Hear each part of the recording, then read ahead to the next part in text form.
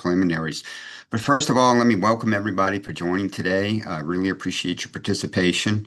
For those of you who don't know me, my name is Dave Ernest, and I am the chairman of the Louisiana Bar Foundation Grantee Audit and Training Committee. Our producer this morning is Renee LBF, and she is the Chief Grants Officer for the Louisiana Bar Foundation. But before we start, I'd like to go over a few housekeeping issues. We have two sessions today. The first one is the fraud and cyber security awareness briefing, and then we're going to have a second session on governance. For the second session, you'll need to log out of this session and then log back into the Zoom meeting on the other link that was provided to you. And Renee and I will try to remind you about that at the end of this presentation. And if for any reason you have any technical issues or don't have the link, just put something in the chat room, and Renee will try to address it and take care of it. And also, if you have any questions today, you can also put those in the chat room, and we'll hopefully have a session for questions and answers at the end of each presentation. So with that out of the way, let's go ahead with our program. I'm delighted this morning to have with us people from the Office of Inspector General with the Legal Services Corporation in Washington, D.C. They're going to present today a presentation on cyber security and fraud awareness. I have seen a version of this program before, and I was very impressed with it, and that's one of the reasons why I asked them to do it for our training today.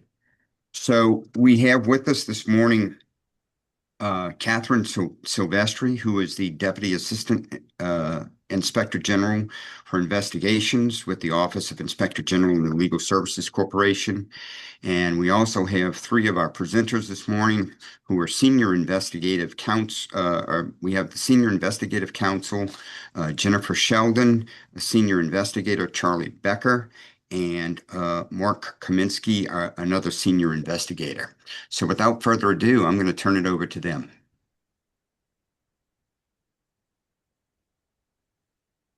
I'll share my screen. I'm going to do the slides. Good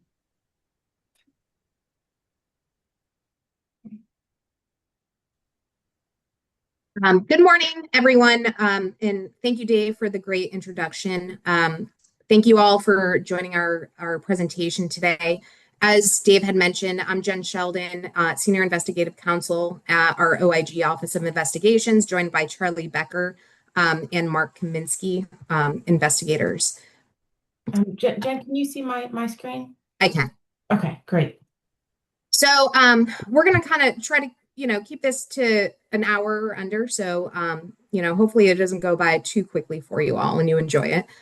Today's agenda will be briefly speaking over, if you can go to the next slides, Catherine, slide 3.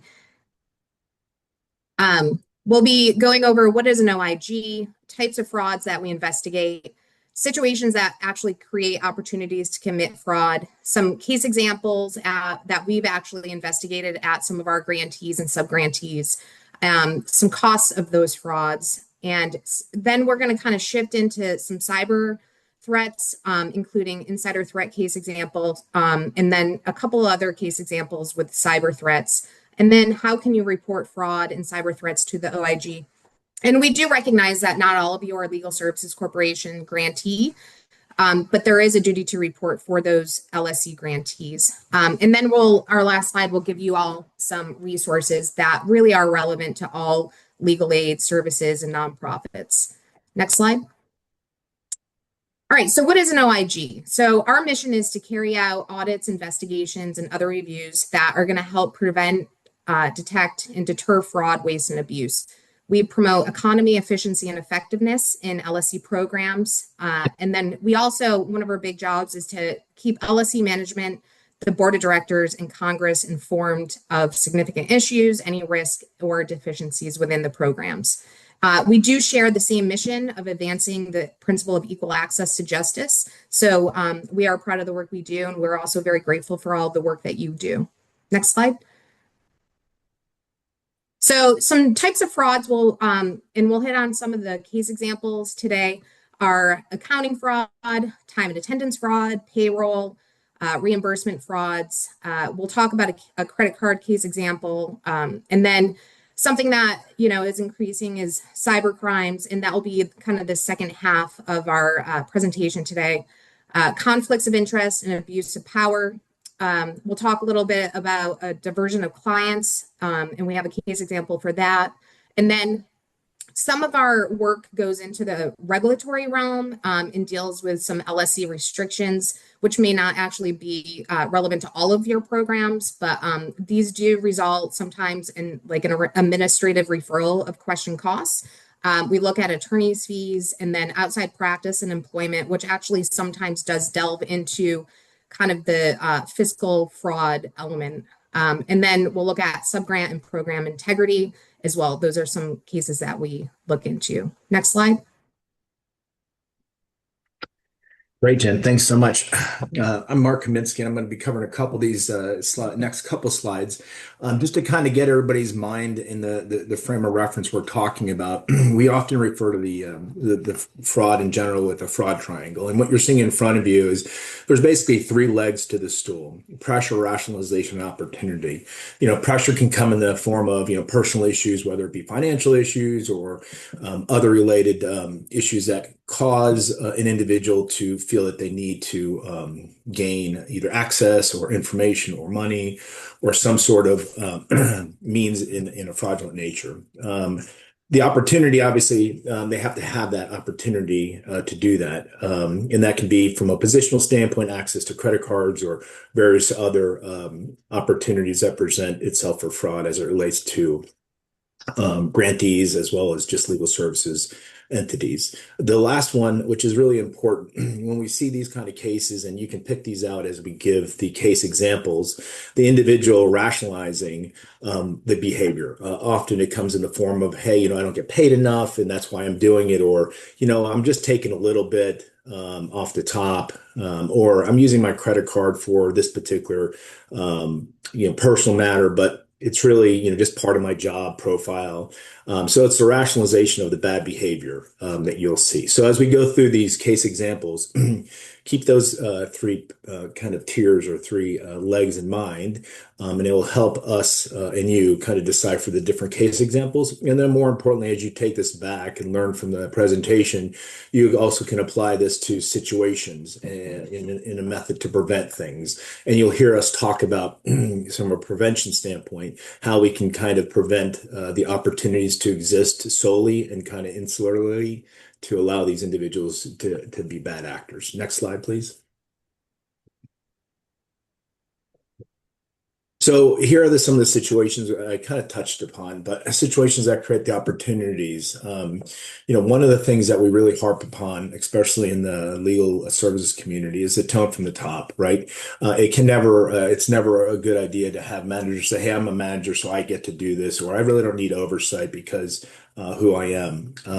So that kind of lack of engagement or lack of tone from the top can really cause some issues. Not only for fraud at the highest levels, but more importantly, the fraud at the lower levels in an organization. Obviously, that kind of goes to weak ethical standards as well in the workplace. That goes in line with a tone from the top as well. You have internal controls that should exist. And when we have that failure, that also creates that opportunity as well. We often talk about documentation, whether it be from a travel or a receipt from when you're purchasing things or any kind of receipt or documentation. We harp on that because often the lack of documentation or oversight of that documentation creates that opportunity for fraud as well, as you'll see in these case examples we are going to provide. A couple other ones that I think are important to highlight. The rules that don't apply, right? We talk about that from tone to top. That goes hand in glove. We talk about LLC regulations, but each of you, regardless of whether you're an LLC grantee or not, have regulations and guidelines. Those guidelines and regulations are there for a reason, and it gives kind of guardrails and then prevents or helps prevent the opportunities for fraud within an organization.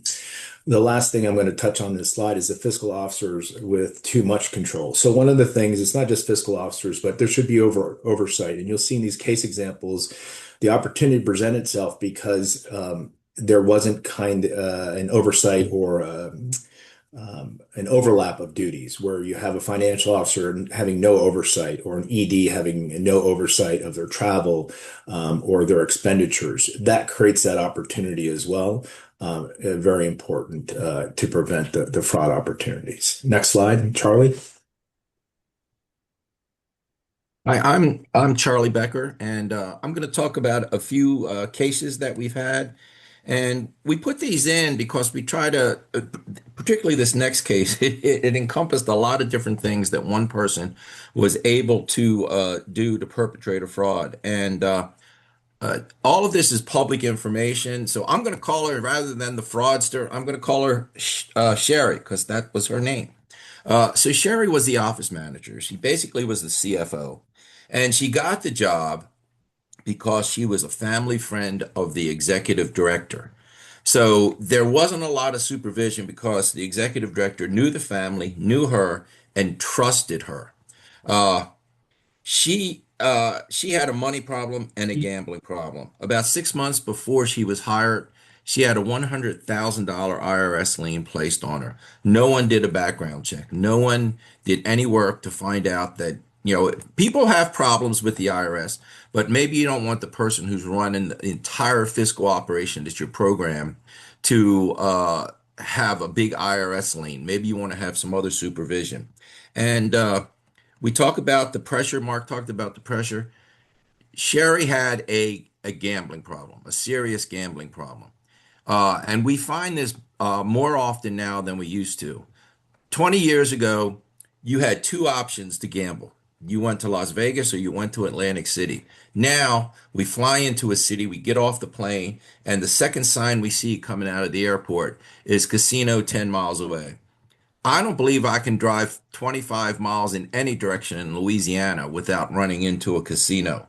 I get dropped off down on Broadway by the Renaissance and I look to the left and there's a half the street is taken up by a big casino. So the temptation for folks that have a problem is a lot easier to have access to than before. So anyway, Sherry started, she controlled the entire accounting system and she managed all of the accounting staff by intimidation and fear.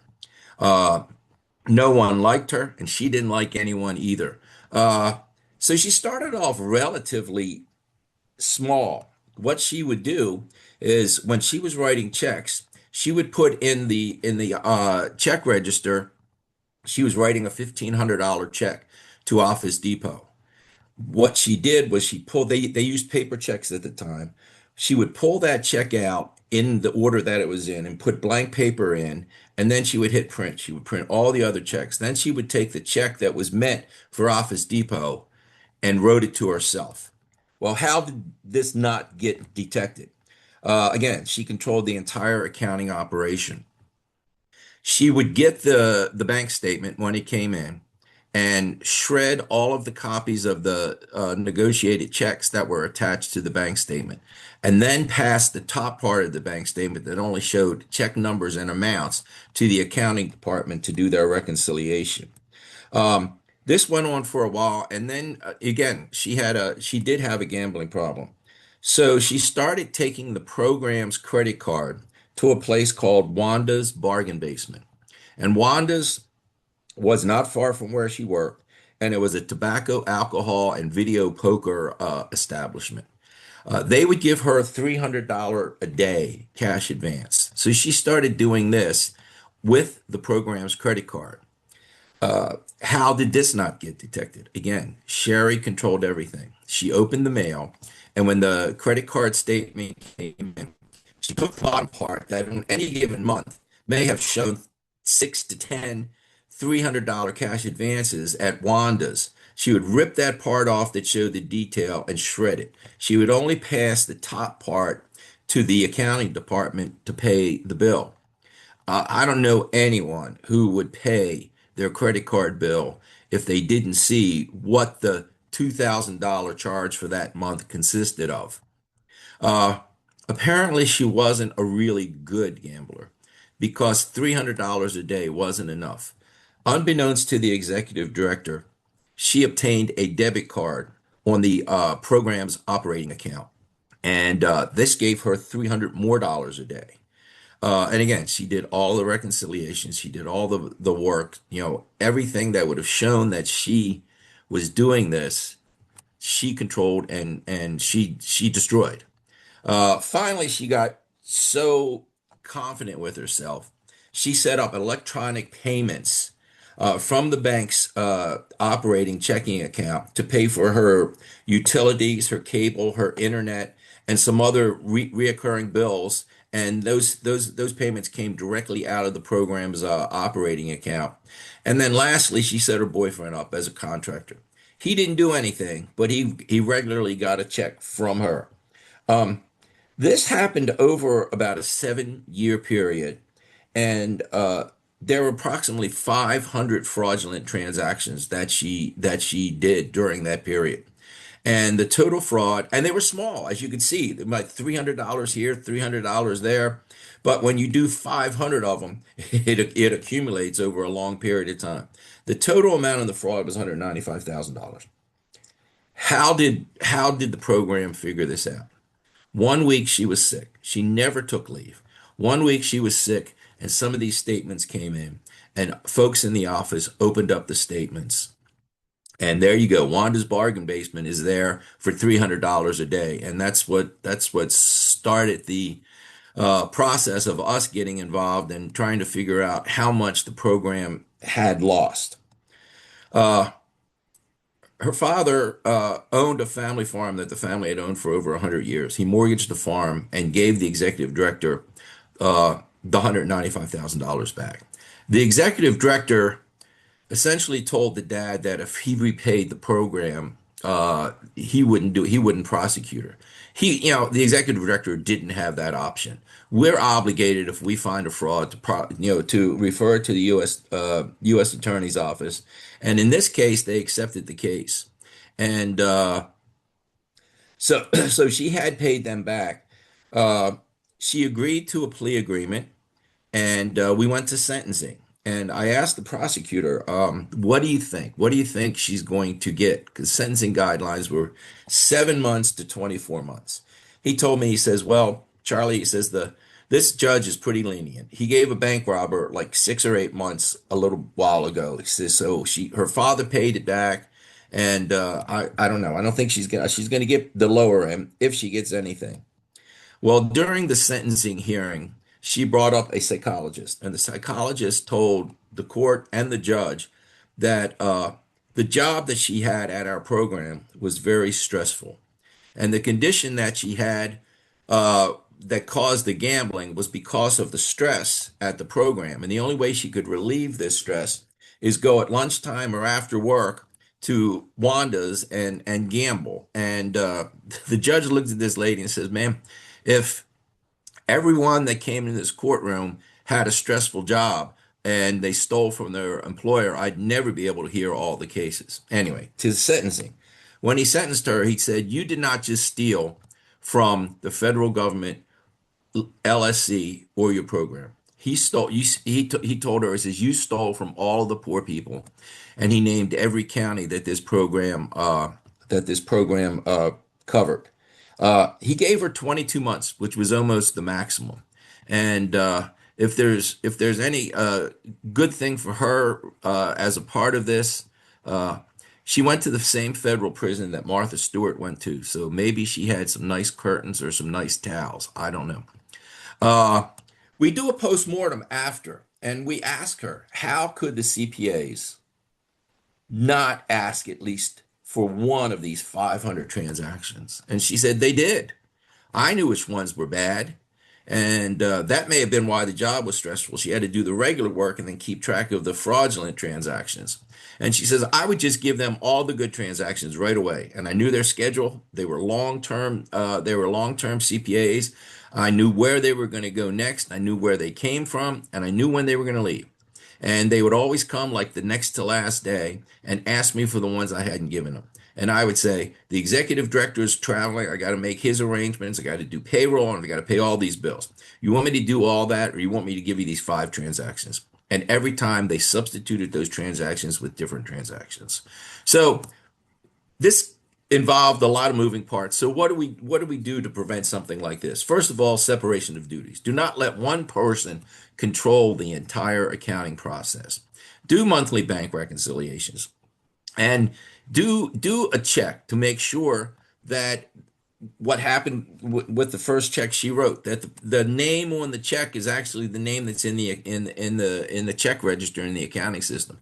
Positive pay. This is an option where you can go to your bank and you have an agreement with the bank where you give them an electronic list of all of the checking transactions that you did this day, or ACH transactions, and you give them the date, the amount, payee, and in case of checks, the check number. Their agreement is that they will not process a check unless all of those things agree. Uh, if you have questionable purchases, say something. Again, Sherry intimidated everyone. Folks were afraid to question why her boyfriend was a contractor. Rotate the IPAs. They became so familiar with these IPAs that, again, like I told you, she knew where they were going, where they came from, and knew their schedules, and she took advantage of that. And have the executive director and the board have oversight. The executive director didn't do any oversight because he knew her, he knew her father, and he just trusted her and never really did any checks. And the board was pretty much not engaged either. And have folks that have fiscal responsibilities take at least 1 week of consecutive leave for everyone in the fiscal staff. It does 2 things. Sherry never took leave, but when she did, her whole scheme fell apart. But it also gives folks in the accounting department an opportunity to do someone else's job for a week so that they can know what has to be done in case someone gets sick or leaves, and have a strong whistleblower policy. Catherine, next. So, subgrants. Subgrants are somewhat problematic with the programs, and it's not the subgrant itself. It's the monitoring of the subgrant. In these situations, what happened is there's actually 2 cases here. The the LSC program used their PAI money to do the subgrant. And once the money went out the door, there was like this sigh of relief. Well, we've met our requirement, and there was a lack of oversight of the subgrantee. So the first one is the this is Kelly. Kelly was a former board president. The executive director at the subgrantee left, and she volunteered to become the executive director. Well, she didn't volunteer; she got a salary, but they just put her in because she had been on the board. Um, what was her pressure? She just had a spending problem. I mean, she was an attorney. Her husband was a partner in a law firm. They lived in a nice neighborhood, and she just spent more than she made. And so she needed to do something, and she started using our program as to fund her spending problems. She bought numerous pieces of hand painted art from a local artist. I mean, we're like, not like $10,000, but they were about $1,000 each. And we went to the program, uh, they weren't there, and she couldn't explain where they were.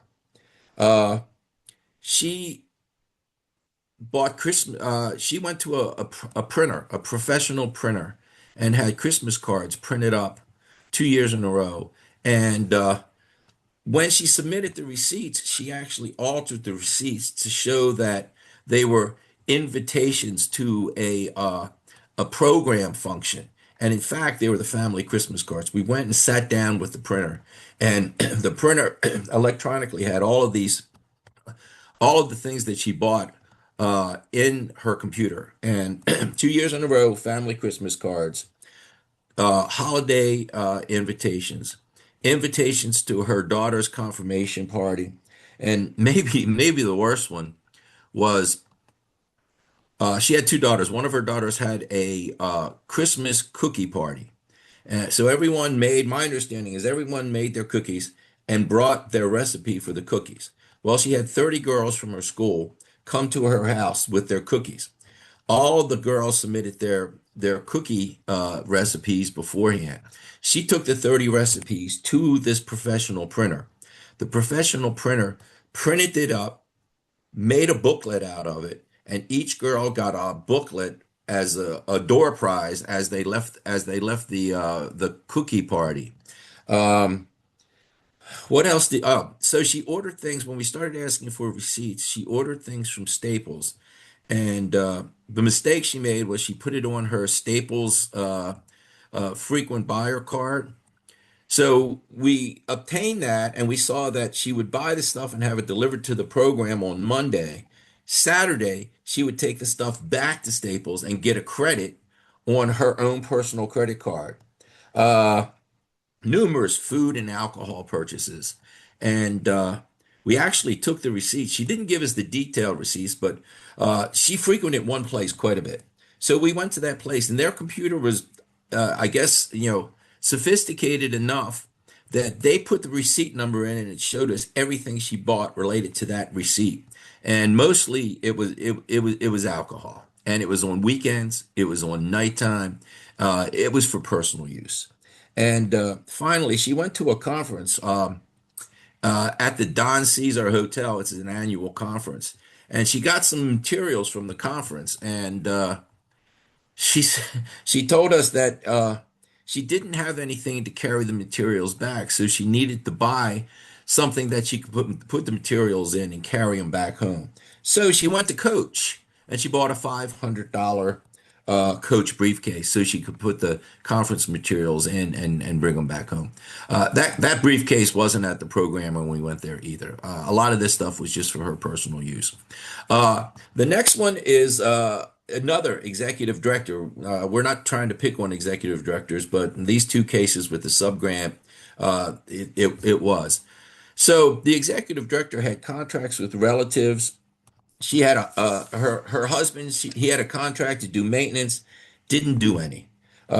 She paid for gym memberships for the entire family. The program bought cell phones for the entire family, uh, and eventually these things do come out. Like I said before, have someone, if you see something, say something, have oversight, particularly from the folks that are giving the subgrantees the money, and really have the board of directors review the executive director's expenses. You would have to think that if she gave the board a receipt from Coach for $500, they would want to know what she bought. And that's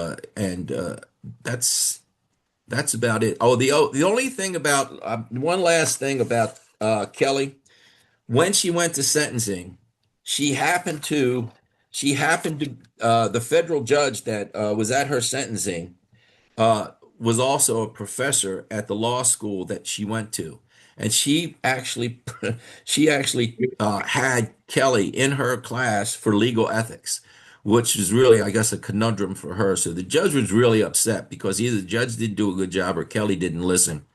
The judge made her, in addition to her sentencing, made her write an open letter to the bar telling them what she had done and how she was ashamed that she had basically dishonored her license and the entire state bar. Next, Catherine. So next we're going to talk about one of the cases we've had dealing with client diversion. Sound is weird. Is my sound okay? I apologize. So in this case, we've had a couple of cases, dealing with paralegals and attorneys. This one deals with a grantee paralegal who diverted both eligible and ineligible clients from the program by referring the clients to her friend who didn't work at the program, but she called a quote unquote preferred private paralegal. So she claimed that this friend would do the work for less money than an attorney that they were allowed to refer clients to. So most of the clients that were seeking help for housing foreclosure cases. So the two paralegals, they were found eventually, by our office to be co-conspirators, and they ran this outside paralegal business together, but they never actually did the work that was, supposed to be done on these cases. So ultimately and sadly, many of these clients ended up losing their homes. So the scheme resulted in over a $70,000 fraud, but that's not even taking into account the cost of the homes that were lost by these clients. The paralegals were ordered to pay restitution, and then they were sentenced to house arrest. Next slide. So, what are some indicators or red flags for this occurring in your nonprofit or your legal aid? So you're going to potentially hear some reports of paralegals or non-attorneys that are holding themselves out as attorneys. So that's unauthorized practice of law. Complaints from clients or non-clients that are regarding the status or the referral of their case, or being asked for a fee. I mean, with our grantees, there shouldn't be any kind of fee related to the services that are provided, minus filing fees potentially. Intake staff that are being instructed to refer clients to a law firm, or private attorneys not approved for case referrals. Usually most of the programs do have a list of approved lawyer referral programs to provide to clients that are ineligible for legal services corporation services. And then calls from clients that are inquiring why they're being asked for legal fees or to make payments to the staff or grantee. Those are probably the biggest red flags. And then what are some protocols that can help prevent diversion of clients? So policies that are prohibiting referral of clients for personal gain or due to conflict of interest. Just having that policy puts your attorneys and your paralegals on notice, and it is helpful. Ensuring prospective clients are properly tracked in the case management system, or the CMS, and then be actually having a supervisor supervise and oversee the cases. Prohibiting any sharing of the case management system login and credentials, and really having some sort of audit trail of tracking, clients getting put into the CMS and who's accessing that information.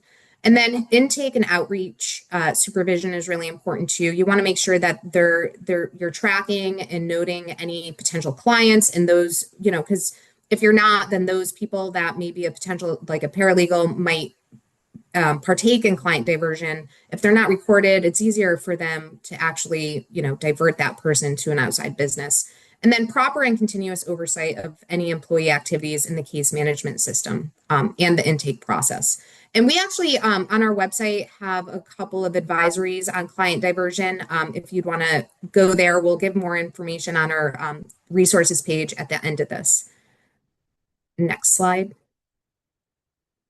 Great. Thanks, Jen. So as you probably are figuring out at this point, as promised, when I talked earlier, you're seeing some tenants that run through all these cases, right? That's not going to be any different with this credit card fraud case that we talked about, or we're going to talk about. First of all, the background to this was there's an IT director who used a credit card for personal use. Specifically, it was sports memorabilia. And the way he got away with it, at least initially, was there was no oversight of his actual transactions, and he was falsifying and misrepresenting on receipts what it was actually for. He was either making false receipts, invoices, or the actual business itself sounded like it was an IT business, so no one questioned it. But the detail receipts weren't provided as well. So this gave that opportunity we talked about in terms of the three legs of the triangle. This gave the opportunity for the fraud. This case was actually prosecuted under the 666 clause, theft from program receiving federal funds. Although it was overall a nominal amount, the fact that the individual did steal the funds, we were able to prosecute through the assistant U.S. attorney on this particular matter. Next case, or next slide, please. So what I want to get into, again, these tenants kind of run through all of them. It's number one, documentation, right? So the indicators that we saw in this case, that the grantee didn't have access to the online credit card statements for review. So they did have the process in place for oversight, but at a period of time, they didn't have the access to the credit card statements. So they weren't actually reviewing in real time. And then as everybody on this call, you guys are, inundated with duties and responsibilities. And sometimes the oversight of these kind of things, especially if you can't do it near time or near real time, it tends not to be done. So that's the first indicator that we saw. And then, as mentioned with the receipts, they always submitted receipts. He always submitted receipts associated with a credit card statement not on time. So it was always late or delayed. And quite frankly, as we saw in the investigation, they were manufactured. Many of them were, so they weren't even real receipts. So that kind of protocol, as we get down into prevention, you'll see that as well, just requiring those receipts and understanding of what's being done. Towards the end of his employment, one of the other things that we saw was he started missing work. So his attendance wasn't regular, perhaps because he was making so much money from the resale of the sports memorabilia. But nonetheless, that was another indicator towards the end of his tenure at the grantee. So prevention, we talk about this again, documentation, and then oversight. Your fiscal staff are really incumbent on reviewing in detail what's going on with the receipts. One thing that we've seen with just IT related matters is because often we all don't speak the IT lingo, IT departments or IT directors have a tendency to, say, hey, well, you don't understand, but we need this or that. And there's no explanation. And I've always said, especially on this topic, if it can't be explained in kind of common sense layman terms, then it's probably not something we need to buy or something we need to look further into from a fraud standpoint. So one of the other things we talk about is the amount of credit cards used or needed. So one of the things I think credit cards are great, and we encourage that from a fiscal oversight standpoint. But with that comes the burden of reviewing. So limiting those particular credit cards to authorized or needed users, and then making sure those protocols are in place to review those documents appropriately and ask the questions needed to prevent any potential fraud. As Jen said, we're going to get into this later, but we do have many advisories that I've come from another OIG, and I can tell you, coming from another OIG, LSC OIG has done a phenomenal job in putting out advisories, and we're going to get to that in terms of the actual location you can find it. But I highly recommend you and your staff look at these advisories. It's a good refresher on kind of the indicators to look for. It's very helpful. Next slide, please. Charlie?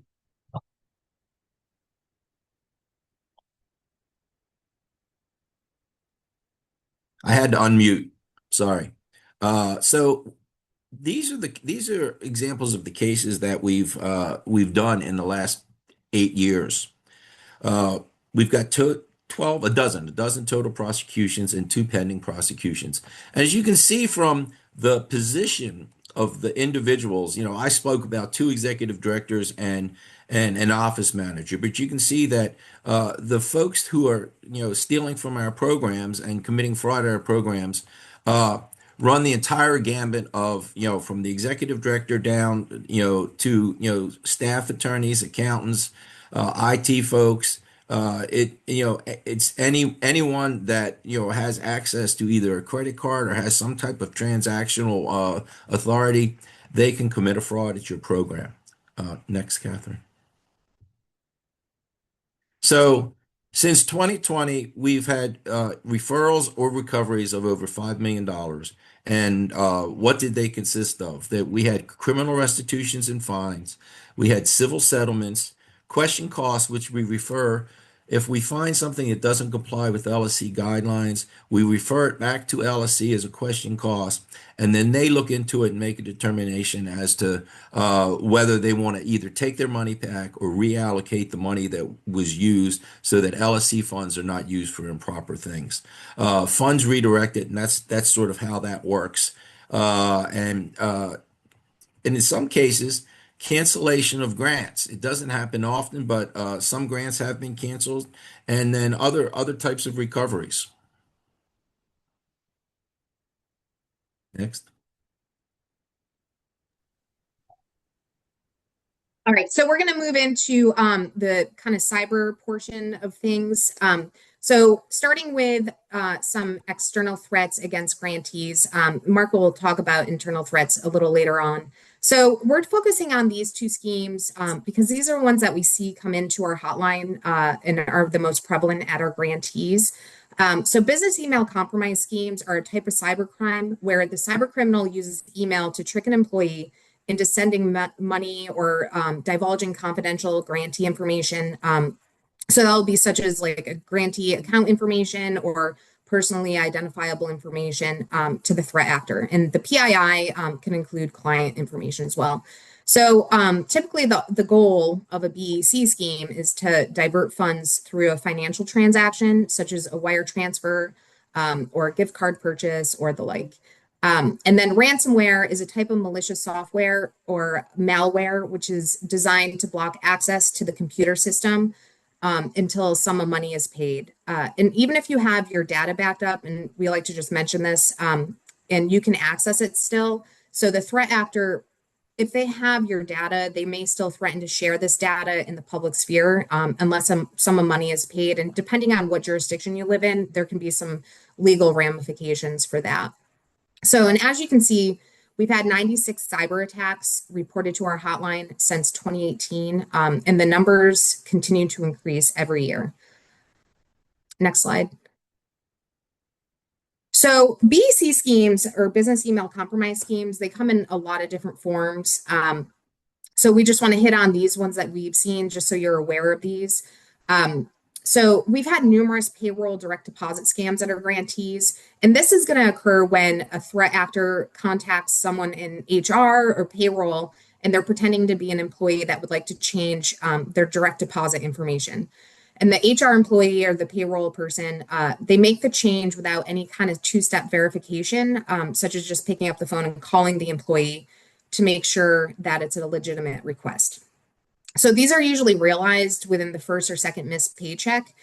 So they're not really the biggest losses that we've seen due to a BEC scheme, but it's costly to the grantee because they usually need to make up that expense and those payroll payments to the affected employee. So vendor payments, that's when a threat actor pretends to be a vendor seeking payment for services that never occurred. And the employee just doesn't verify that the invoice is legitimate before paying the vendor. Gift card in BEC schemes, that's where the threat actor pretends to be a CEO or an executive director of the program, and they request through email that employee purchase gift cards for them and use those, to be able to use those as maybe like incentive awards or bonuses.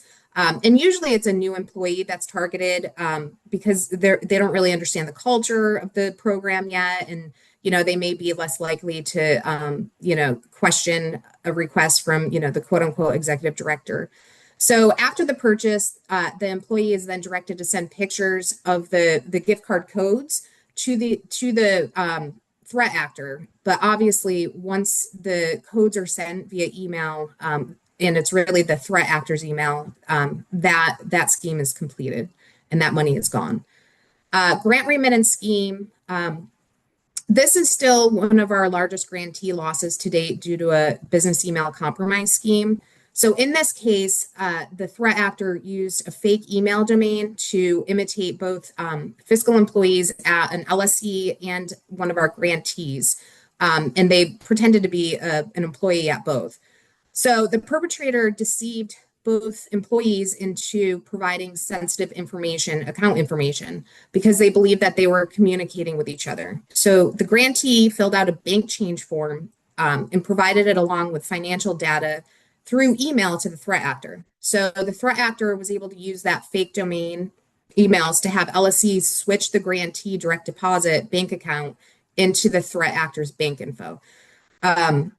So the threat actor used this information and they were able to basically divert the grant remittance for that month, which was pretty large because it was a statewide grantee. So it was 1.1 million.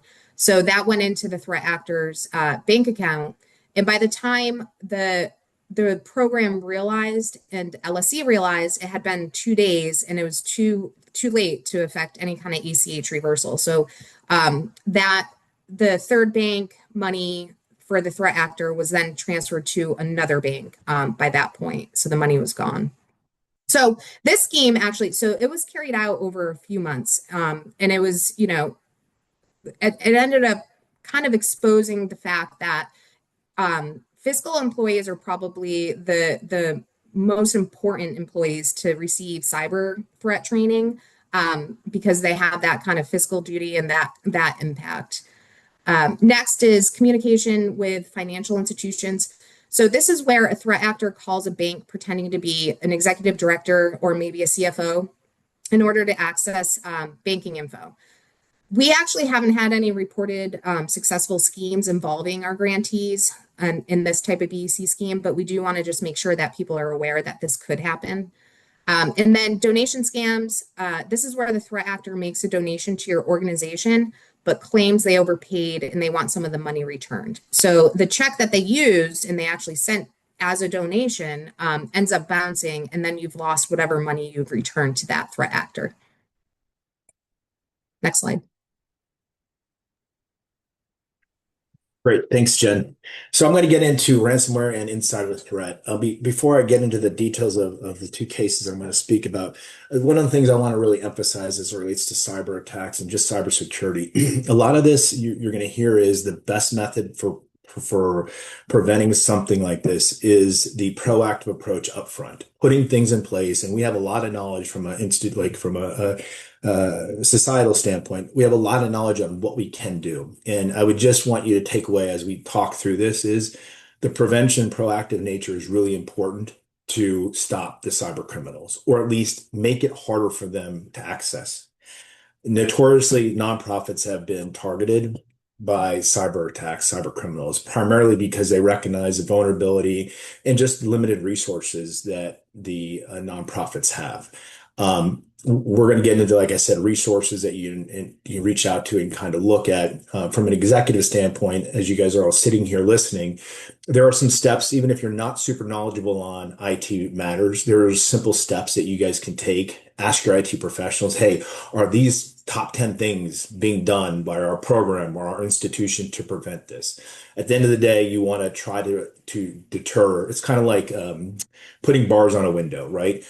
You put bars on a window, not because you can't get through the bars if someone wanted to really get through it. It's just going to maybe deter the criminal and maybe go somewhere else. So as we go through the prevention and the steps, just keep that in mind. A lot of this stuff, you don't have to remember the names and all the items that we're talking about, but the best method is the steps to take. And again, ton of resources out there is the proactive nature. So kind of getting into insider threat specifically here. This one in particular case that we're talking about is the individual was an IT professional. Wound up getting unauthorized access and used administrator rights to gain access to the ED's email. Evidently, this individual knew that he was perhaps being looked at to be terminated or whatnot, but nonetheless figured out that he was going to be terminated through the access to the ED's email. And by doing so, then he created fake accounts for the IT contractor, which allowed him, once he was fired, to continue to gain access to the grantee's records and data. In this case, obviously, it exposes the grantee and its network to the prohibited staff member. And then obviously the PII and all other information becomes extremely vulnerable. This individual did not go into a ransomware kind of step, but the insider threat nature of this causes that concern. And you're going to hear this again, kind of the overlapping of duties and segregation of duties to make sure that people are not having that complete autonomy to create these access points that could be vulnerable in the case of an insider threat aspect. Next slide, please. We kind of talked about this.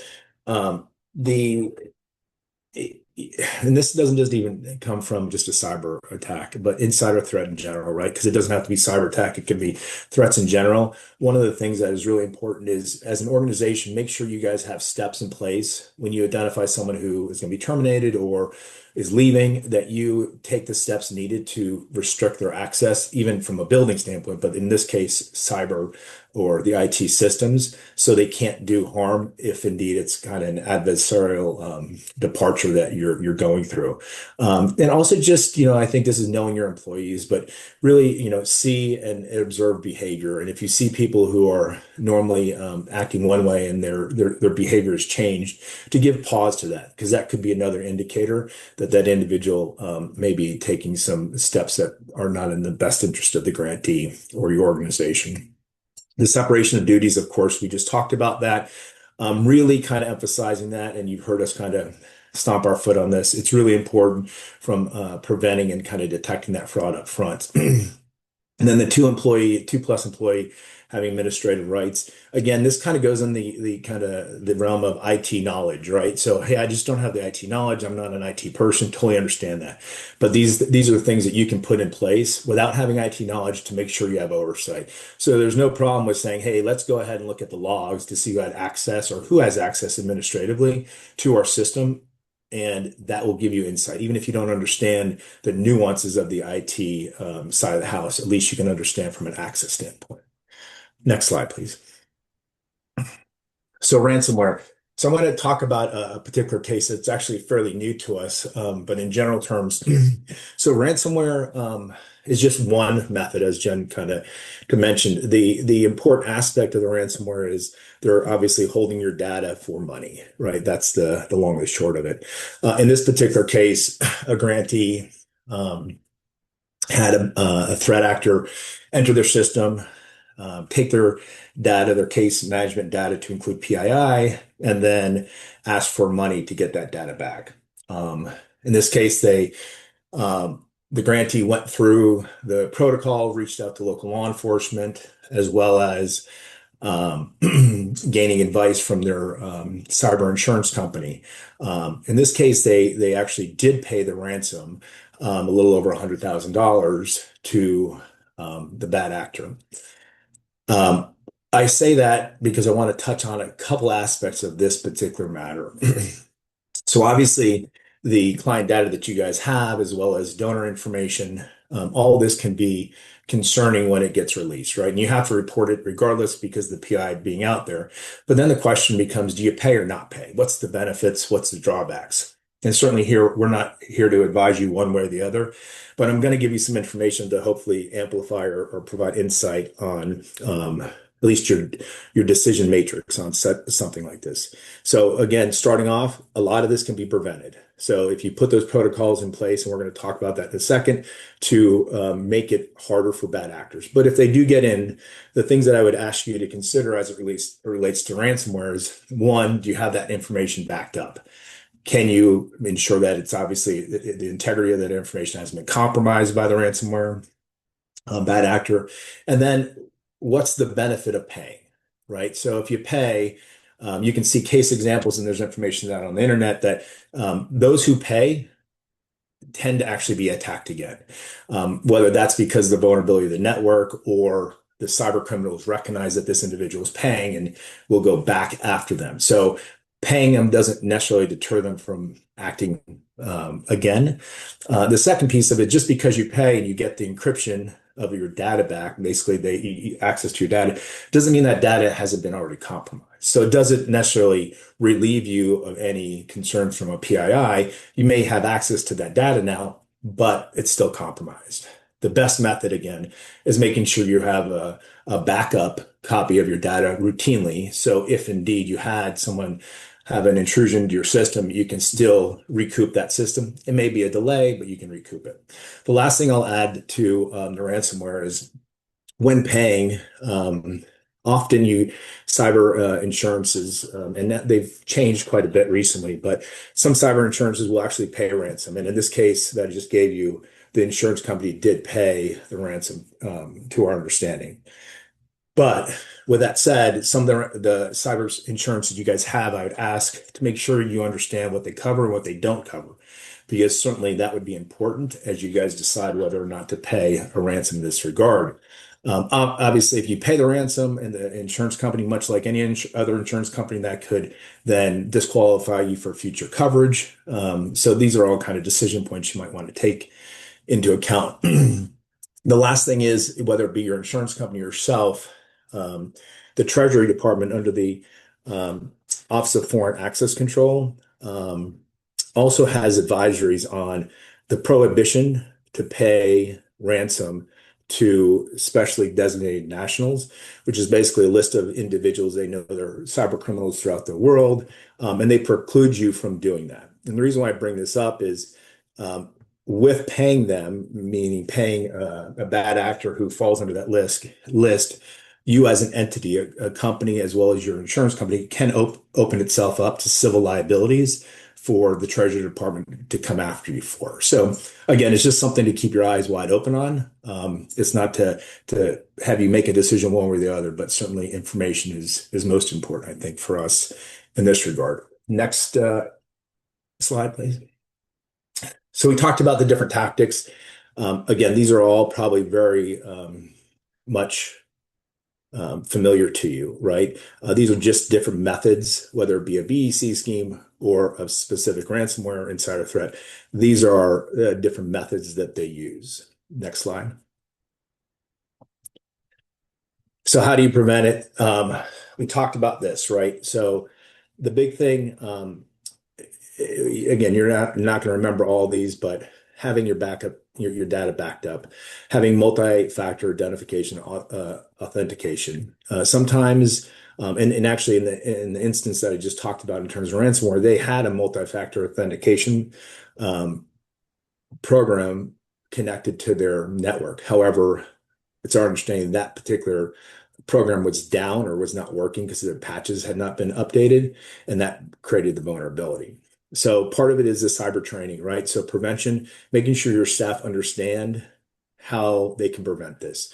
Don't click on links. Don't, respond to emails that seem odd or outside the norm. If people are asking for personal information, obviously give pause. So all this goes through the training and kind of upfront process that we talked about. The back of the data, obviously your network systems, there's different methods, and certainly I'm not an IT guy, but I know there's different ways to back up your data to prevent bad actors to having access to it. We highly encourage that. The other thing that we want to talk about as well is just your collective incident response. So if you do indeed go through a situation, whether it be BEC scheme or a ransomware or insider threat, what is your response? What steps are you going to take in order to ensure you mitigate and limit the vulnerability and damage to your organization? And that kind of goes through, going to your resources. And we have, like I said, plenty of resources you can tap into. But that kind of wargaming, if you will, of, hey, if this happens, what are we going to do to prevent further damage is really important as well. Next, please.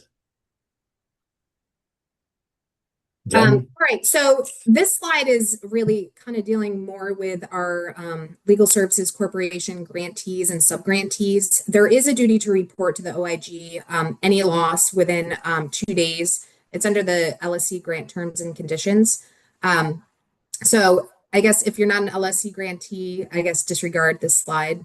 Next slide, Catherine. And then this is our webpage with all of our fraud resources. And Dave mentioned a governance training after this presentation. And I guess that's a great segue for us to bring up the importance of an active and engaged board of directors. We've had a lot of cases where a lack of board engagement has resulted in improper consulting agreements, conflicts of interest, and improper reimbursements and expenses. And so one of the great resources that we have within our website is a new board oversight playbook. And so we'd love to direct you to that and for you to review that. It has some really great best practices and some case examples for you to take away. And then that concludes our presentation. And I guess we can open it up to any questions.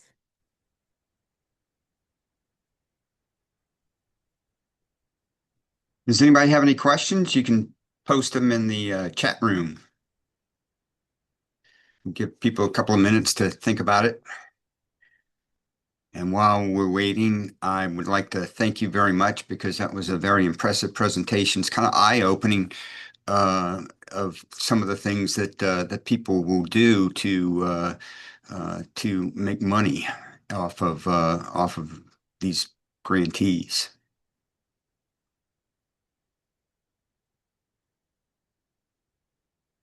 Well, thank you all for joining our presentation today. Please reach out to us if you would like any other fraud prevention resources. And please visit our website. It does really have a host of a lot of advisories and just fraud prevention guides that we hope you can take and use for your organizations. And again, Yeah, Catherine and the rest of your team, I really appreciate it. Thank you for volunteering to do this. No, thank you so much for having us, and we'll get a copy of the slides over to you to share with the attendees. So thank you all so much. We Yes. appreciate you inviting us. All right. And for everyone, remember that you need to log off of this session and then log on to the next session for session 2 on governance. And I will join you on that link in just a few minutes. Bye, everyone. Thank y'all.